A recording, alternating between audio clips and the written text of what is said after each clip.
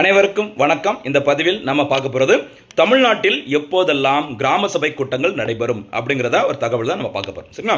பொதுவாக இந்தியா முழுமைக்கும் எல்லா மாநிலங்கள் யூனியன் பிரதேசங்களையும் பார்த்தீங்கன்னா 4 நாட்களில் கண்டிப்பாக கிராம சபை கூட்டங்களை நடத்துவாங்க. சரிங்களா?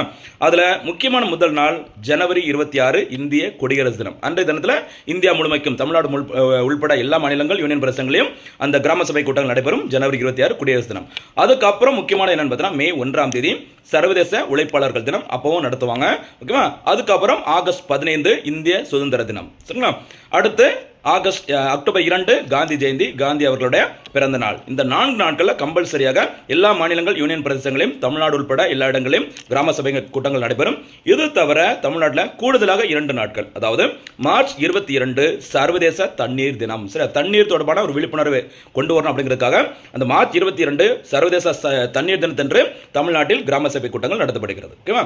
அதே மாதிரி நவம்பர் 1 தமிழ்நாட்டில் உள்ளாட்சி தினமாக கொண்டாடப்பட்டு வருகிறது. அந்த நவம்பர் 1 தேதியிலும் தமிழ்நாட்டில் இந்த கிராம சபை கூட்டங்கள் நடைபெறும். சரிங்களா? பொதுவாக இந்தியா முழுமைக்கு நடைபெறுகிற அந்த 4 நாட்கள் தவிர மார்ச் 22 மற்றும் நவம்பர் 1 தேதிகளில் தமிழ்நாட்டில் கிராம சபை கூட்டங்கள் நடைபெறும். அப்போ மொத்த எத்தனை நாட்கள்? 6 நாட்களில் தமிழ்நாட்டில் கிராம சபை கூட்டங்கள் நடைபெறும். இந்த பதிவிற்கான கேள்வி: சர்வதேச தண்ணீர் தினம் எப்போது கொண்டாடப்படுகிறது?